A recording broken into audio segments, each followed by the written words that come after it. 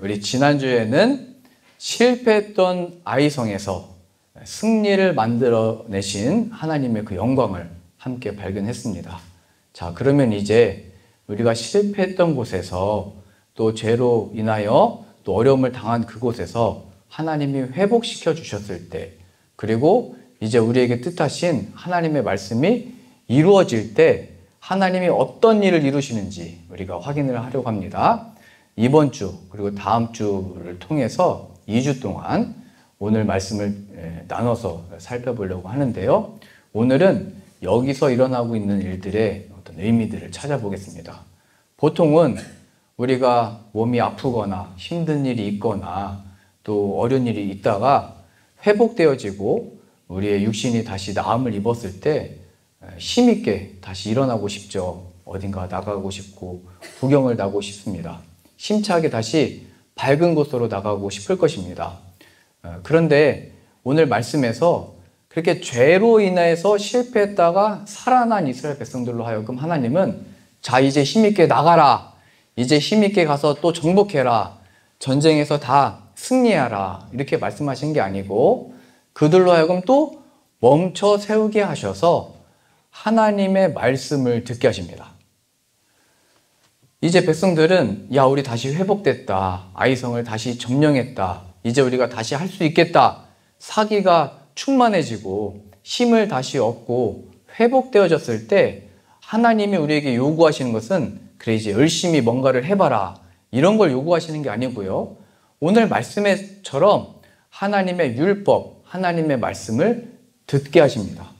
왜냐하면 하나님의 목적은 우리로 하여금 일을 시키시는 분이 아니라 하나님의 말씀을 듣고 그 말씀으로 살아나고 그 말씀으로 살도록 역사하시기 때문입니다. 그래서 우리가 이제 하고 싶은 것도 많고 따뜻한 이제 봄날이 오고 또 뜨거운 여름이 오기 전에 뭔가 구경도 하고 싶고 내 꿈을 활짝 이 맑은 날과 같이 펼치고 싶고 여러 생각이 들 때 하나님이 우리들에게 요구하시는 것은 바로 이 진리의 말씀 앞에 세우는 것이라는 것을 기억하실 수 있기를 바랍니다. 이스라엘 백성들이 아이성에서 실패했던 이유도 하나님께 묻지 않고 행하다가 그런 어려움을 겪게 됐죠. 자신들의 그 자만심 때문에 과거의 역사에 경험했던 하나님을 또 기억하지 못하고 야, 저 정도는 할 수 있겠다. 이 정도는 우리가 차지할 수 있겠다 하다가 어려움을 겪게 된 것입니다. 그래서 여기에서 회복하게 된 이스라엘로 하여금 하나님은 다시 한번 말씀 앞에 세우고 말씀을 듣게 하시고 말씀으로 자라나게 하십니다. 이것이 하나님이 우리를 택하신 이유와 목적인 것입니다. 우리가 이 사실을 놓치면 야, 오늘 예배 빨리 마치고 뭐 할 거냐? 오늘은 밥이 뭐가 나오냐? 오늘은 무슨 또 좋은 일이 있냐? 다음 주에는 어떤 좋은 일들이 기다리고 있냐? 여기에 관심을 갖겠죠. 교회에서의 모든 섬김과 봉사와 청소와 식사와 이 제단 장식과 이 찬양단과 모든 섬김과 봉사는요, 하나님의 예배를 위해서 준비되어진 것입니다. 예배에 집중하기 위해서 음식도 맛있게 준비하는 거고요. 하나님의 진리의 말씀으로 인하여 그 은혜를 나누고 싶어서 찬양과 모든 봉사들이 다 있는 것입니다. 우리가 이 목적을 잊지 말아야 되는 것입니다. 우리가 이제 앞으로 많은 재미있는 사역들을 준비하고 행할 텐데요. 그때마다도 그 행사의 결국은 하나님을 예배하는 자리로 다 초대하는 거죠. 하나님을 만나도록, 하나님의 말씀을 듣도록. 이게 목적이라는 것을 잊으면 안 되는 것입니다. 이스라엘 백성들도 앞으로 아직도 많은 전투들이 남았고요. 10년이 넘는 세월 동안 이 땅을 차지하는 동안 얼마나 많은 일을 계획해야 되고 얼마나 많은 것들을 준비해야 됐겠어요. 그런데 하나님은 멈춰 세우셔서 너희들이 이 가나안에 온 이유는 전쟁 자체가 목적이 아니라 전쟁에서 이기는 것 자체도 목적이 아니라 이 땅에서 나를 섬기고 나를 예배하는 것이다. 이것을 지금 배우고 있는 것입니다. 그래서 우리의 삶이 자꾸 잘 되는 것 같다가 멈춰서고 회복되어져서 뭔가 할 수 있을 것 같았는데 뭔가 시간이 멈춰선 것 같고 그럴 때마다 말씀의 자리를 찾으셔야 되고요. 하나님의 진리의 예배 자리를 찾으셔서 참된 하나님의 목적에 따라 거룩함으로 옷을 입고 예수님으로 충만케 되어져야 할 줄로 믿습니다. 그래서 우리가 예배 드릴 때마다, 기도할 때마다, 하나님 앞에 나올 때마다 이런 은혜들이 펼쳐지기를 소망합니다. 제가 그 교육전도사 사역을 할 때요, 그때 중고등부 아이들이 80명 정도 됐거든요. 그 아이들하고 함께 이렇게 또 사역할 때 선생님들이 교사가 10명이었습니다. 그래서 매주 묵상 모임하고 아이들을 어떻게 하면 신앙과 믿음으로 양육할 수 있냐, 이렇게 열심을 냈습니다. 그때 청년들도 그때 한 100명 정도 모였거든요. 그 청년들도 10명씩 그룹을 나눠가지고 그때 묵상 공부를 이렇게 하고 있었습니다. 그런데 제가 그렇게 교회 사무실 이렇게 지나가고 있다가 청년들이 어떤 말씀을 이렇게 묵상을 하려고 하는데 잘 모르겠대요. 그 저한테 좀 알려달래요. 저는 중고등부 아이들 프로그램 준비해야 되고 그때 학생부 예산이 2천만 원이었거든요. 그러니까 2달에 한 번씩 행사를 했기 때문에 할 게 굉장히 많았습니다. 여튼 나도 학생부에 집중해야 되는데 청년부에서 이렇게 말씀 좀 가르쳐 달라고 하니까 이거를 못한다고 해야 되나 다른 데로 가야 되나 고민하다가 일단 들어갔습니다. 그 공부방에 들어가서 제가 암송하고 있었던 구절들을 다 적고 하나님의 말씀이 무엇인지, 말씀이 우리들에게 어떻게 임할 수 있는지, 이 말씀이 우리들에게 주어진 목적이 무엇인지, 이 말씀에 순종하는 것이 무엇인지를 1시간 동안 강의를 했습니다. 그리고 나서 청년들이 입을 떡 이렇게 벌리고 있었습니다. 제가 그 모습을 보면서 이 청년들이 말씀을 받아 먹고 싶어 하는 거구나. 이 진리의 말씀을 필요로 하는구나. 이걸 깨달았습니다. 근데 문제는 그러고 나서 한 10그룹 되는 그 청년 속회들이 저한테 와서 또 말씀을 또 가르쳐 달라고 하는 거예요. 지금 학생부 이거 행사 준비하기도 바쁜데 왜 나한테 오나. 그래서 제가 권면을 했습니다. 그 청년부 또 난 전도사지만 거기 목사님이 계신다고 청년부 목사님 때 가서 배우라고 목사님이 훨씬 나을 거라고 이렇게 권면했는데도 자꾸 저한테 와가지고 그 청년부 목사님하고 얘기했습니다. 이 청년부들이 자꾸 저한테 오는데 이게 사실 신뢰거든요. 신뢰가 되는 거거든요. 이게 저는 청소년부고 담당 다 이게 있는데 청소년 아이들이 뭐 청년부 목사님 좋다고 다 거기 가봐요. 제 마음이 상하겠죠. 그래서 제가 이 청년부들 이랬는데 어떻게 하냐고 그랬더니 목사님이 아니 말씀 가르치는 좋은 일인데 하라고 왜 안 하냐고. 아마 청년부 목사님도 바빴나 봐요. 저한테 맡기고 싶었나 봐요. 그래가지고 저도 할 말을 잃어가지고 막 그랬습니다. 여튼 그렇게 지냈는데 한 남자 청년이 또 개별적으로 따라와가지고 늘 저한테 이렇게 말을 했어요. 목사님 말씀 가르쳐 주세요. 그럼 저는 또 했던 대로 했죠. 청년부 목사님이 계시니까 제가 함부로 그렇게 하면 안 된다고 목사님한테 가라고. 알았다고 갔습니다. 근데 또 일주일 지나고 주일이 되면 또 오는 거예요. 목사님 말씀 가르쳐 주세요. 전도사님 말씀 가르쳐 주세요. 그 목사님한테 가시라고. 그 다음부터는 어떻게 와서 얘기를 하냐면요. 전도사님 뭐 도와드릴 거 없어요?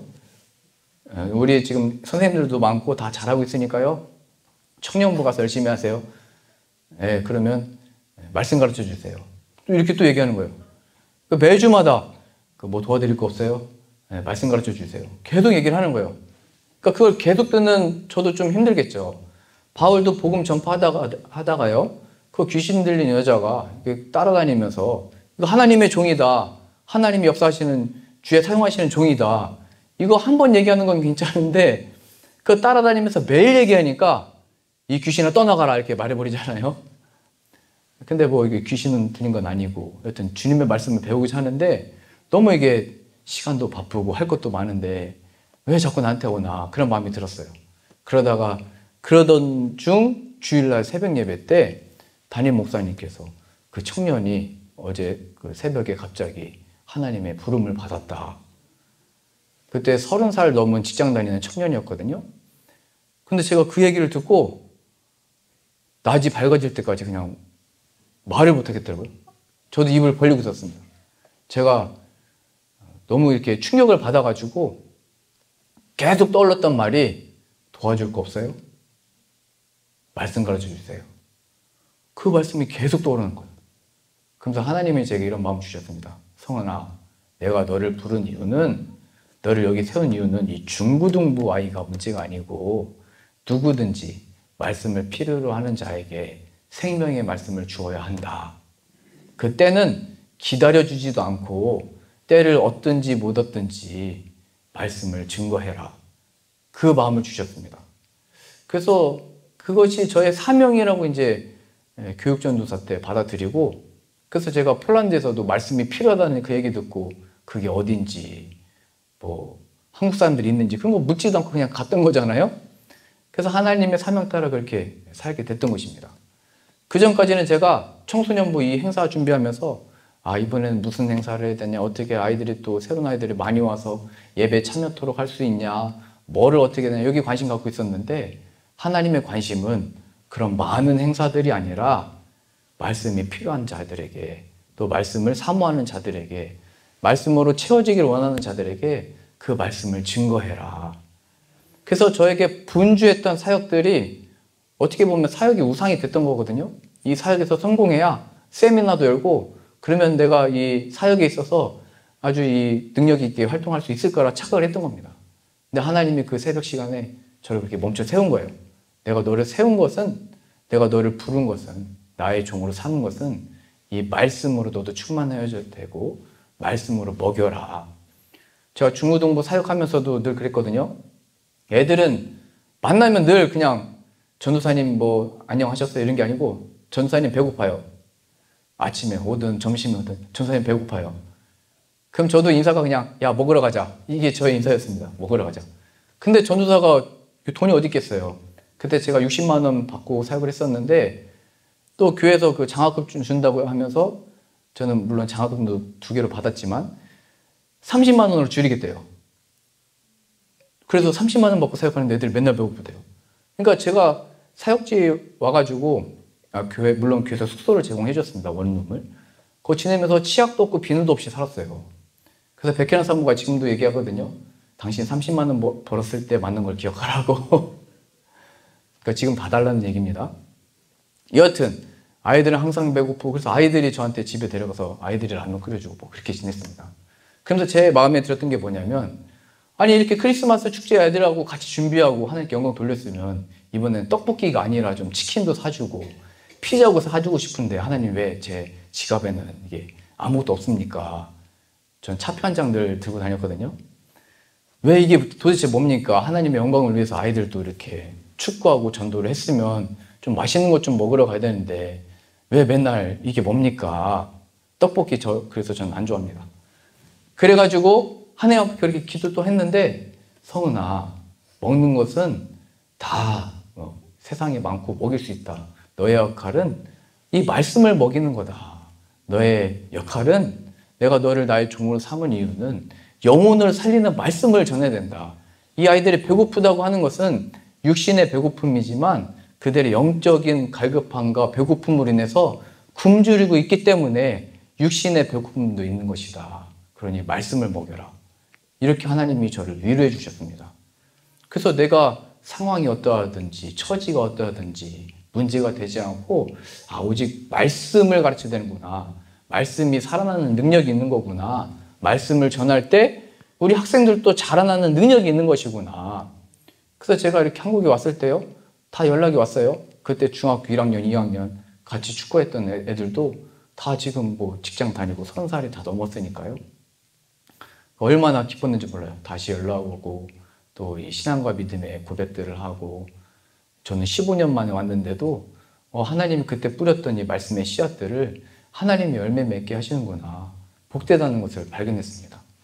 그래서 우리들이 왜 내가 충만하게 뭐 섬길 수 있는 뭐 아무것도 준비되어 있지 않고 능력도 없고 체력도 없고 시간도 없고 너무 분주하고 어떻게 뭐를 합니까? 그게 중요한 게 아니래요. 늘 하나님의 말씀으로 나도 무장되어 있어서 잠시라도 이 예수님을 증거해라. 하나님의 말씀 한 구절이라도 전해줘라. 그것이 진정한 위로와 평안과 영혼을 살리는 능력이 된다. 능력 있는 이 말씀 한 구절이요, 모든 것을 살리는 능력이 되는 것입니다. 우리의 수많은 1000마디의 이 말과 1시간 동안에 전화 들고 막 2시간, 3시간 통화하시는 분들 있잖아요. 여러분들도 그렇게 막 위로해 준다고 통화를 하잖아요.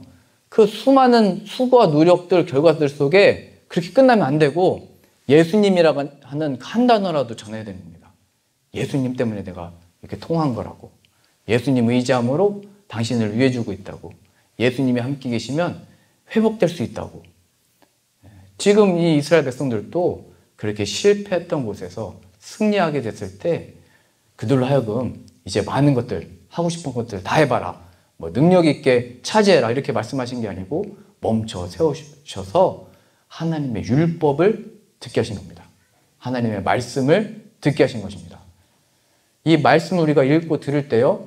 왜 중요하냐면 그 말씀이 우리들에게 들려질 때 그 말씀을 통해서 하나님이 역사하시기 때문입니다.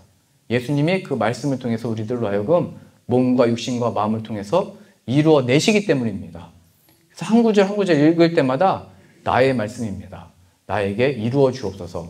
주의 종이오니 지금 다 이해되지 않고 다 내가 알 수 없는 말씀들이지만 이 말씀대로 나에게도 이루어 주시옵소서. 기도하면 하나님이 이루실 줄로 믿습니다. 자, 그러면 어떤 모습으로 어떤 모양으로 이 하나님의 율법이 전파되었는지 그 의미를 살펴보고요. 다음 주는 그 구체적인 내용들을 자세하게 이렇게 살펴보겠습니다. 30절입니다. 때에 여호수아가 이스라엘의 하나님 여호와를 위하여 에발산에 한 단을 쌓았으니 이는 여호와의 종 모세가 이스라엘 자손에게 명한 것과 모세 율법책에 기록된 대로 철 연장으로 다듬지 아니한 새 돌로 만든 단이라.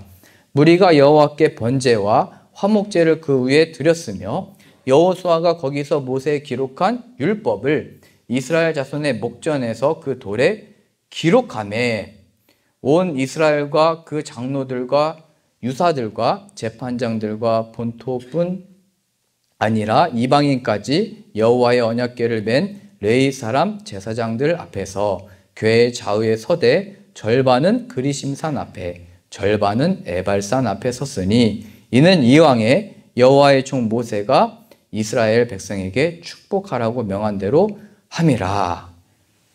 그리고 이게 다 상상이 되시죠 지금? 여기에서 여호수아가 하나님이 말씀하신 다음 주에 볼 겁니다. 진리의 말씀이 선포되면 백성들이 아멘 믿습니다. 진실됩니다. 그것이 나의 말씀입니다. 이렇게 신앙 고백을 하고요. 이렇게 행하면 복을 받고 이렇게 하지 않으면 저주를 받는다. 이렇게 선포를 한 겁니다. 조금 상상을 해보겠습니다. 저를 보시면 제가 여호수아라고 한다면 이 좌편에 그러니까 여기 성경대로 보면 북쪽에 에발산이 있고 200m 떨어진 남쪽에 그리심산이 있었습니다. 그래서 에발산은 하나님의 저주, 그리심산은 하나님의 복. 그래서 해가 떴을 때 어떻게 떴냐면요. 에발산 뒤편에서 떠서 에발산의 뒤에 있으니까 앞에가 그늘지겠죠. 그래서 여호수아가 볼 때 에발산은 그늘지게 어둡게 보인 것이고 그리심산은 에발산 위에 뜬 해로 인하여 그리심산이 환하게 비춰지고 있는 것입니다. 어둠이 있는 곳 저주, 빛이 있는 곳 하나님의 복. 그리고 이 여호수아와 모든 관리와 재판관들 무엇보다도 여기 표현된 대로 언약궤를 맨 제사장들이 또 거기 서 있었습니다. 여기까지 잘 따라오셨죠? 그 다음에 이 저주가 선포되었던 에발산에 한 단을 쌓고 그 단에서 번제와 화목 제사를 드렸습니다. 그러니까 죄가 있는 곳에 죄가 선포된 그런 의미잖아요. 그런데 그곳에다 단을 쌓고 그곳에다가 우리를 용서해 주옵소서. 또 하나님과 화평을 이루어주시니 감사합니다의 제사를 이 저주가 임하는 그 산 가운데 이루어지도록 한 것입니다. 이 모든 것이 무엇을 의미하냐면 예수 그리스도 안에서 이루실 하나님의 죄사함과 구원의 역사의 상징적인 모습으로 나타나고 있는 것입니다. 물론 여호수아와 그 백성들은 자기들이 지금 이게 뭘 하고 있는 건지 수백만 명의 사람들이 이렇게 모여서 한다는 게 쉬운 게 아니거든요. 우리가 지금 단체 사진 찍겠습니다. 앞으로 나오세요. 이렇게 하기만 해도 시간이 오래 걸릴 겁니다. 근데 수백만 명의 사람들을 두 무리로 나눠서 산 앞에 서게 하고 그것도 200m가 되게 하고 단을 만들고 제사를 지내고 말씀을 선포하고 이게 쉬운 게 아닙니다. 그러나 하나님이 말씀하신 진리대로 모든 것이 척척척 이루어지는데요. 하나하나 이루어질 때마다 예수 그리스도의 의미가 담겨 있게 됩니다. 먼저 저주의 산 에발산 앞에 세웠던 그 단은 흠없는 돌로 세워라 이렇게 합니다. 흠없는 돌, 다듬지 아니한 돌. 그 말은 뭐냐면 이 단은 하나님께 제사를 지내고 짐승을 태워서 향기를 올려보내는 그런 제단입니다. 그런데 다듬지 아니한 돌은 사람의 손이 닿지 아니한 하나님의 방법으로 하겠다 이겁니다. 하나님의 방법. 그러니까 예를 들면은 그때는 제사지만 지금은 이 예배실이죠. 하나님을 찾고 구하며 기도하는 이 예배실.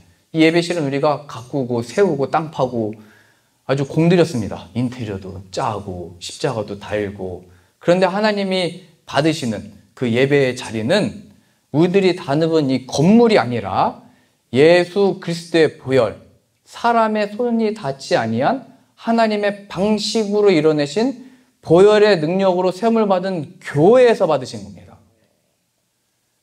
그러니까 우리의 관심은 이때는 단을 어떻게 만들까, 어떻게 멋지게 할까, 또 우리로 보자면 십자가를 어떻게 좀 더 멋지게 할까, 빛나게 할까, 돌로 할까, 아니면 뭐 까만 나무로 할까, 예수님의 피가 있으니까 피를 할까. 유럽에 가면요 다 예수님이 여기 있습니다. 그냥 예수님의 형상이 저 십자가 이렇게 있거든요. 또 어떤 데는 또 이렇게 그림이 많이 있고 다양한 방법들이 많이 있지만 하나님께서는 너희의 방식이나 너희의 손이나 이런 기술, 멋진 어떤 강대상이나 어떤 것들을 안 하고 나는 내 방법, 부정하지 아니한 것을 할 건데 그것은 바로 예수 그리스도의 반석 위에 예수 그리스도로 할 거다. 이것을 의미합니다. 예수 그리스도의 보혈로 세워진 하나님의 교회에서 하나님이 영혼들을 살려내신 것입니다. 하나님이 이곳에서 드리는 예배를 기뻐 받으신 줄 믿습니다. 그런데 우리가 이 지하로 내려왔든지 지상으로 다시 올라가든지 아니면 제가 갑자기 저 시청 앞에 천막을 치고 예배 드리십시다 하든지 상관없이 보혈의 능력을 의지함으로 그걸 소망으로 가서 예배 드리면 하나님의 영광이 임하는 것입니다. 그렇게 예수님의 보혈을 의지함으로 나아가는 우리의 사업장이 예배장이 될 수 있는 것이고요. 우리의 일터도 예배실이 될 수 있는 것입니다. 우리에게 허락하신 가정도 예수님의 보혈을 의지하면 거기가 바로 하나님을 예배하는 장소가 되는 것이라는 것을 보여주는 것이죠.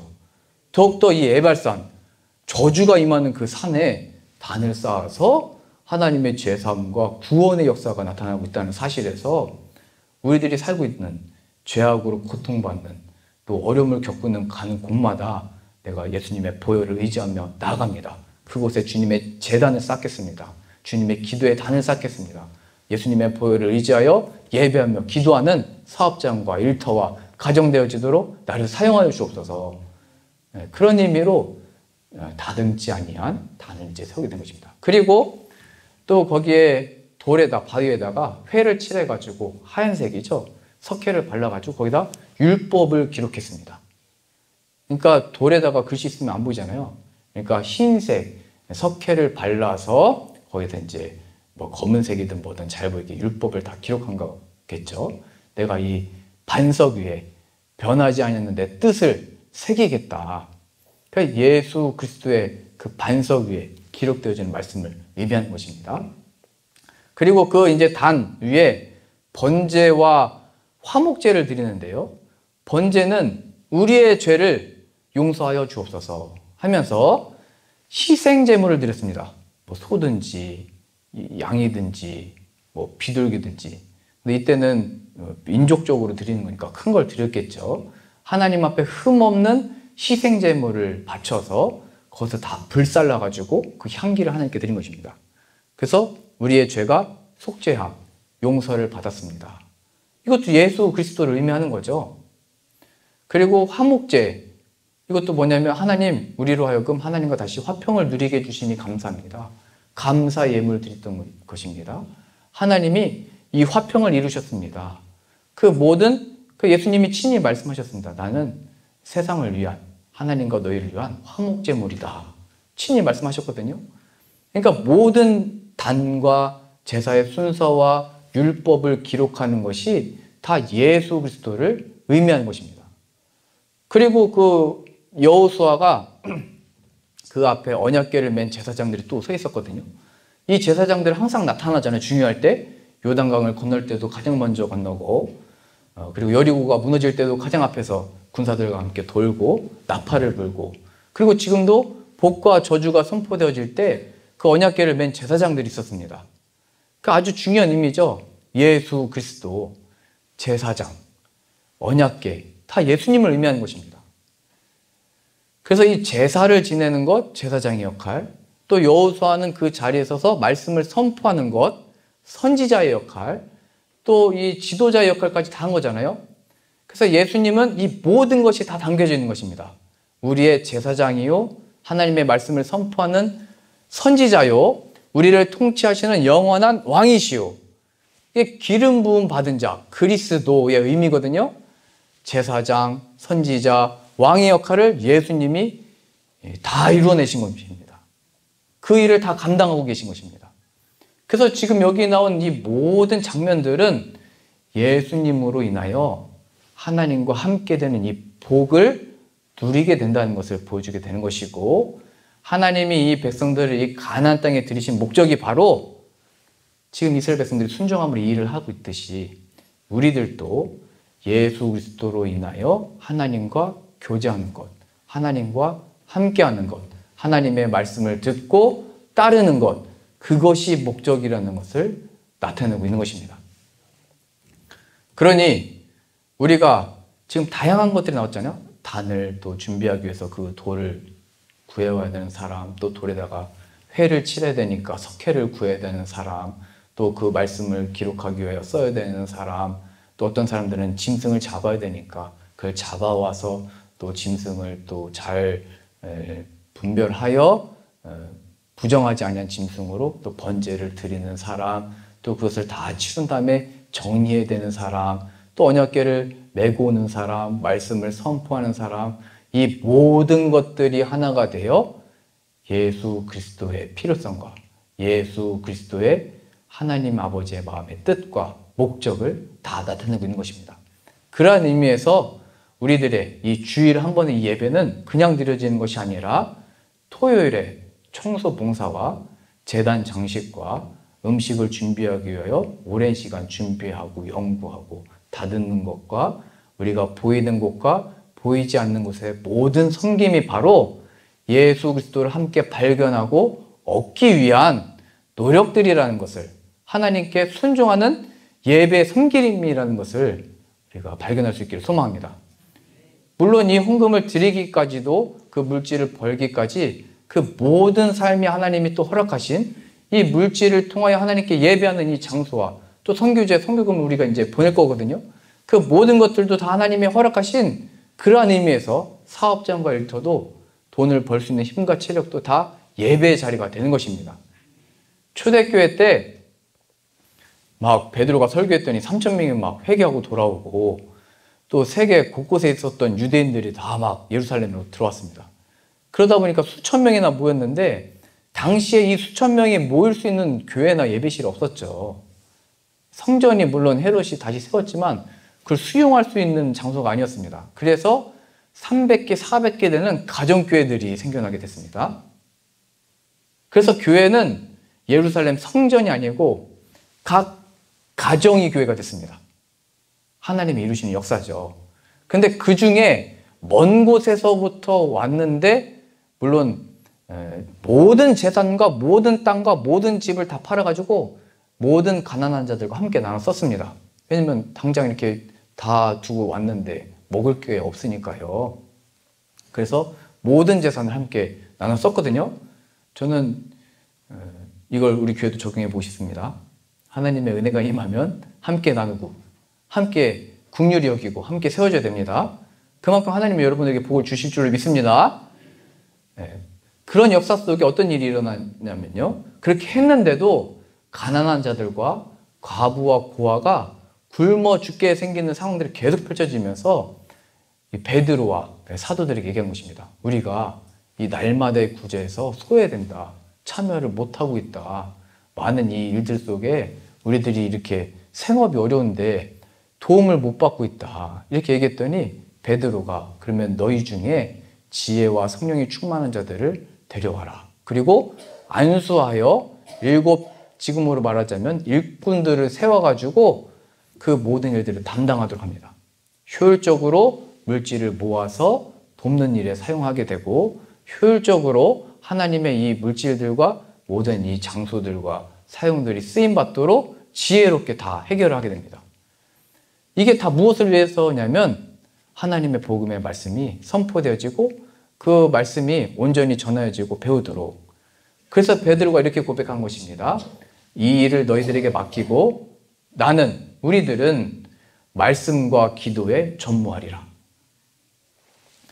이 말은 뭐냐면 다 다른 일들은 필요 없다 이 말이 아니고요. 하나님의 말씀과 기도로 거룩하여지고 하나님의 백성이 되고 이 생명이 살아나는 일인데 이 일을 위하여 이렇게 섬기는 사람도 필요한 것이고 봉사하는 사람도 필요한 것이고 물질도 필요한 것이고 또 모든 것들이 있는 것이고 다 하나님을 섬기는 일이다. 그러니 무엇을 섬기든지 그 하나님의 복음을 기억하고 예수 그리스도를 얻기 위하여 도와주는 살아있는 삶의 예배라는 것을, 섬김이라는 것을 기억해라.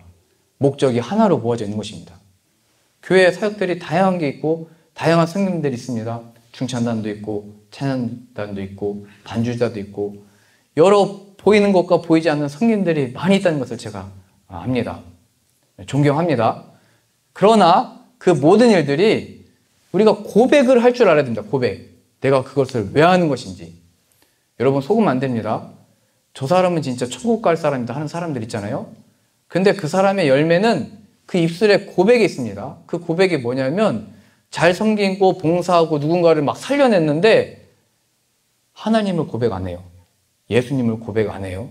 선하고 착하고 아무리 바르고 옳고 그래도 예수님을 고백 안 하면 하나님이 받으실 영광을 그 사람이 다 취해가는 것입니다.